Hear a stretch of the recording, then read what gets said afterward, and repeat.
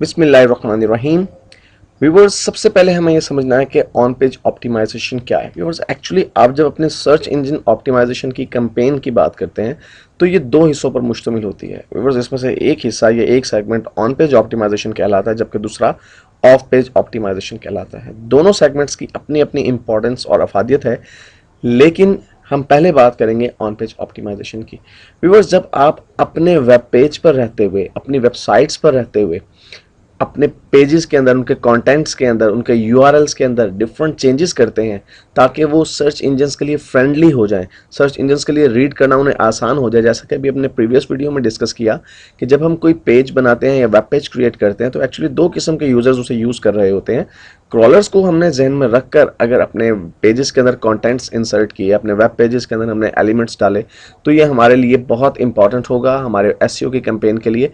और अगर हम प्रॉपर तरीके से एसईओ यानी ऑन पेज ऑप्टिमाइजेशन को कंसीडर करें तो व्यूअर्स, किसी भी अच्छे स्ट्रॉन्ग कीवर्ड के लिए हमें अपने वेब पेज को रैंक करना आसान हो जाएगा। व्यूअर्स, ऑन पेज ऑप्टिमाइजेशन में आपको चंद एक चीज़ों का ख्याल रखना पड़ता है। व्यूअर्स, एक्चुअली 9 एलिमेंट्स हैं जो हमें इस चैप्टर के अंदर डिस्कस करने हैं।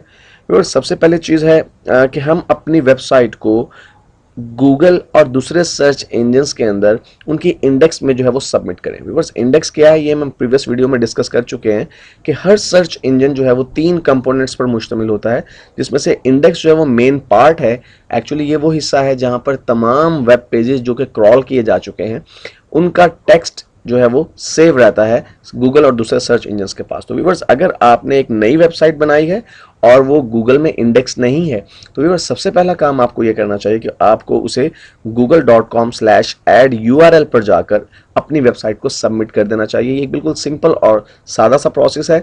जब आप इस URL को ओपन करते हैं तो वो आपसे रिक्वायर्ड करता है कि आप लॉग इन हो अपने जीमेल के एड्रेस के साथ। अपना जीमेल एड्रेस और पासवर्ड एंटर करने पर आपको अपना URL सबमिट करने के लिए एक जो है वो फॉर्म की फील्ड अवेलेबल होगी। आप उस पर अपना URL एंटर करते हैं और एंटर प्रेस कर देते हैं। व्यूअर्स, अब यहाँ पर हो सकता है कि आपके जहन में ये सवाल उठ रहा हो कि हमें कैसे पता चलता है कि हमारी वेबसाइट ऑलरेडी गूगल या दूसरे सर्च इंजन में इंडेक्स्ड है या नहीं। तो व्यूअर्स, इसका बड़ा आसान सा तरीका है।